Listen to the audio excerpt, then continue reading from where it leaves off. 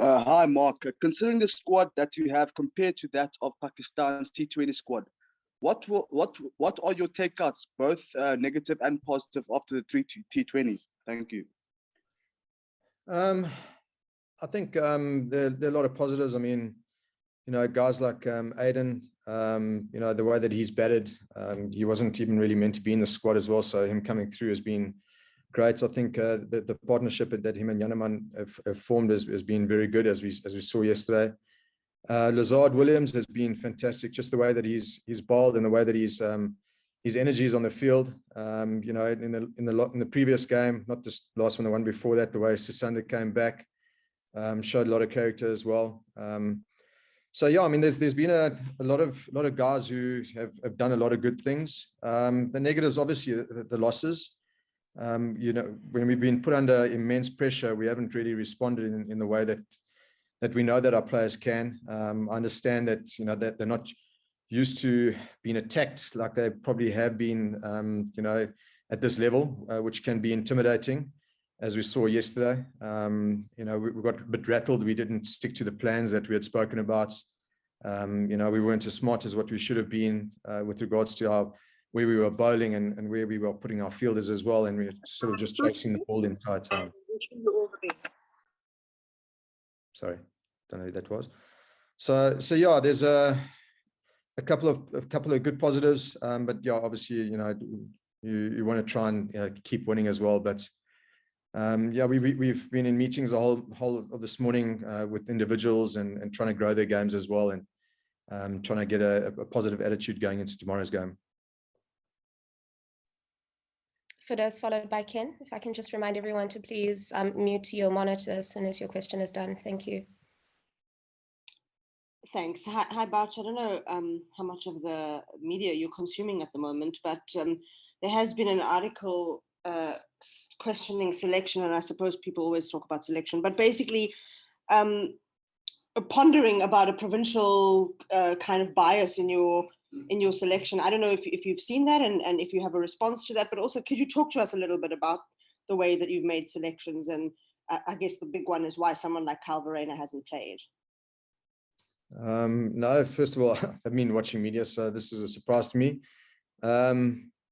So your question is there biasness? Well, yeah, I mean, the article suggests that there is some sort of provincial preference in the players that you're picking, and I'm wondering if you have a response to that.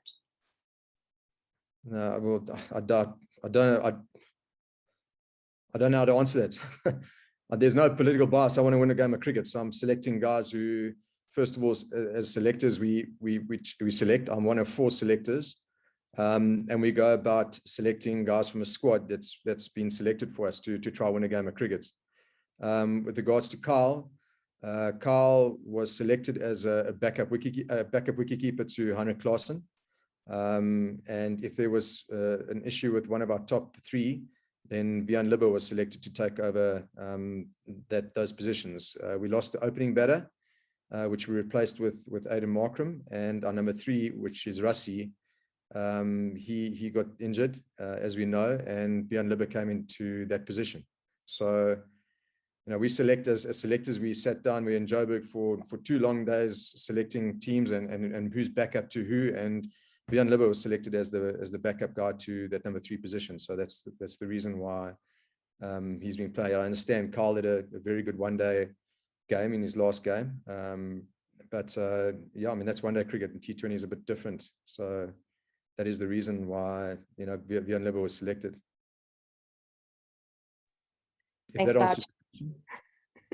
I think that answers the question pretty well. Up next is Ken, followed by Shafiq, TNS, and Tel.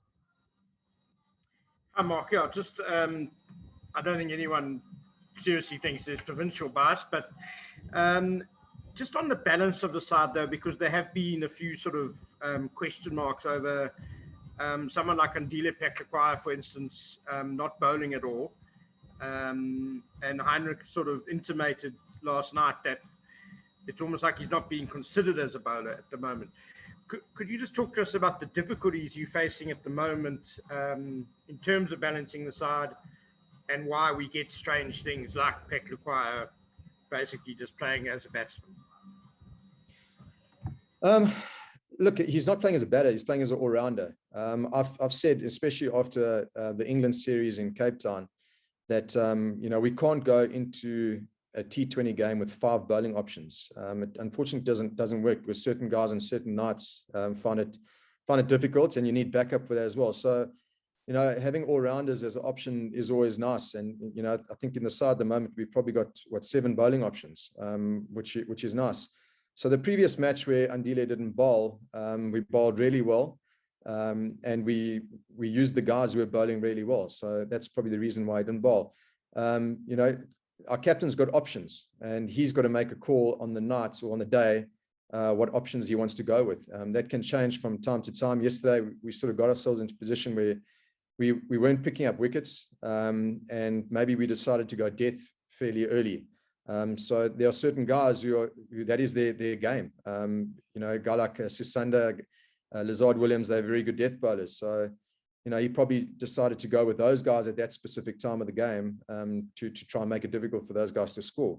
It didn't come off last night, but certainly the good thing about it is he has got quite a few different options, and he's the guy who's got to make the calls on the day with what he wants his bowlers to do. Dennis, followed by Telford. Hi, Mark. I was just wondering if you have any idea yet about how large the squad can be that you guys take over to India. I know there were a few articles a while ago that said that you can take a larger squad if it's played in the bio bubble, and it does seem likely. I think it's 22 players. Is that correct? That's sort of the first part of my question. And then second, how far along are you in sort of thinking? How far along is your thinking about the makeup of your squad? So my understanding was 15 that you can take, and then there's also, I think it was 7 or 8 reserves that weren't a part of the squad, and that could only become part of the squad if there's an injury to one of those 15.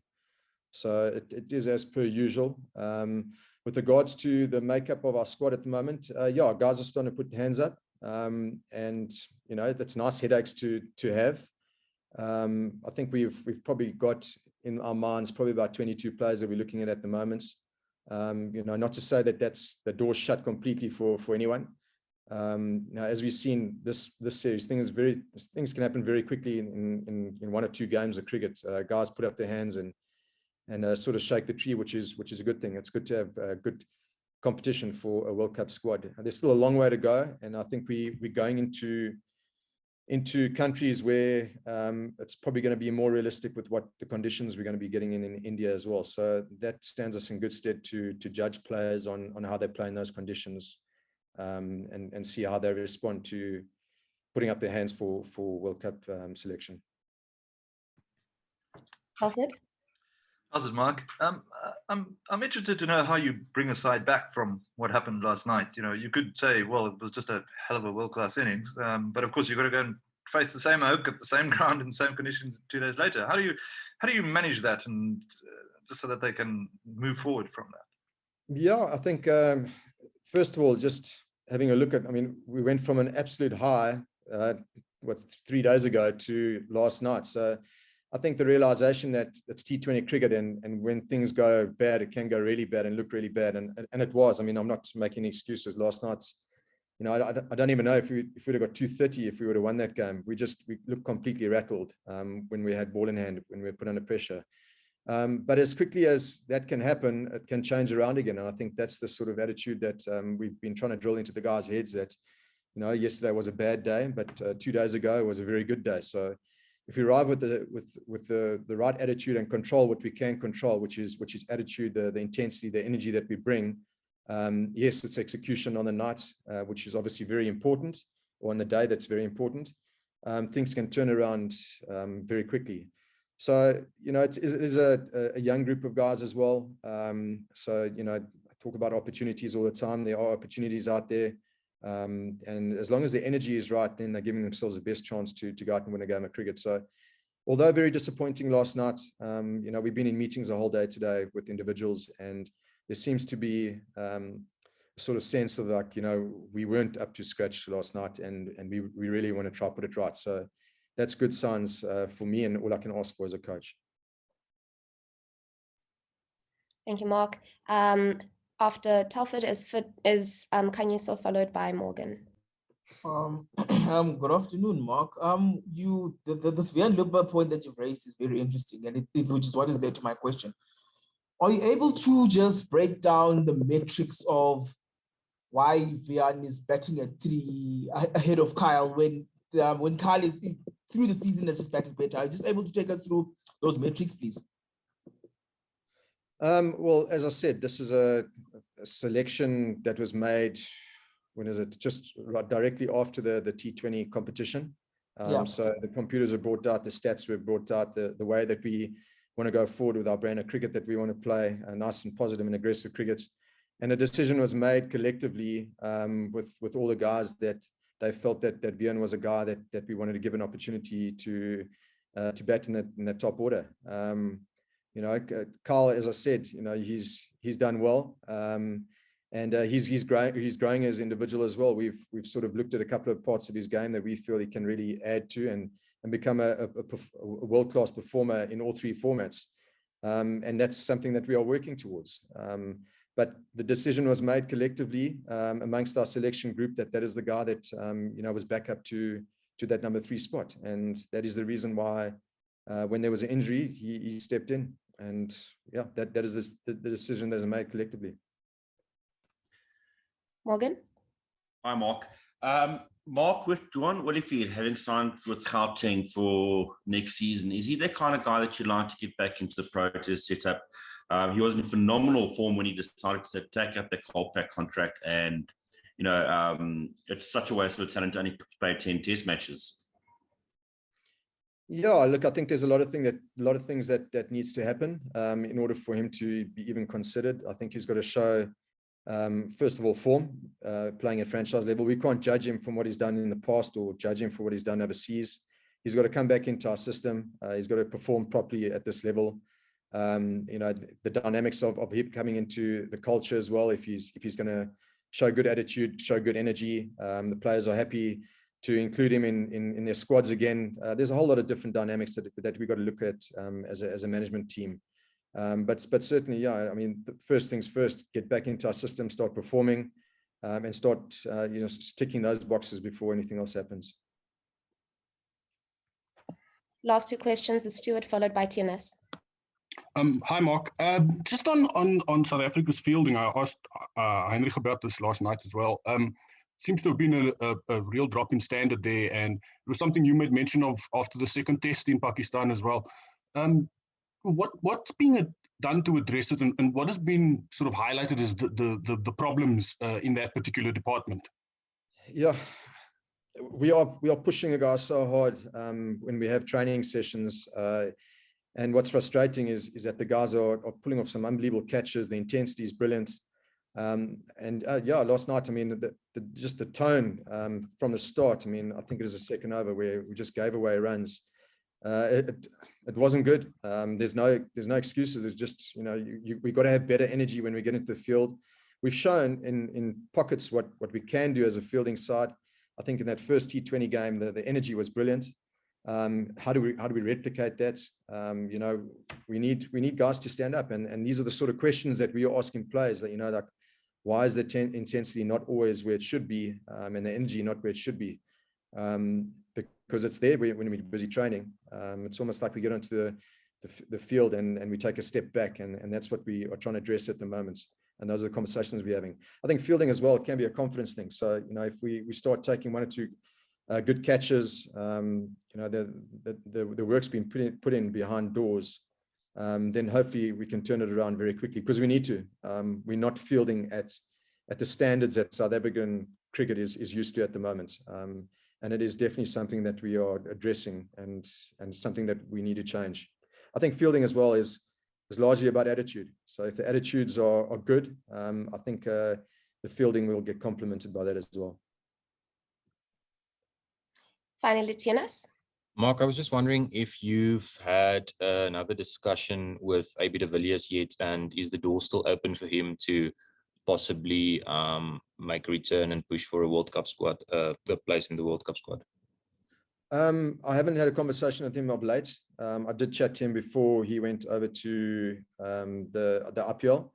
And yeah, I mean, the conversation is still very much open.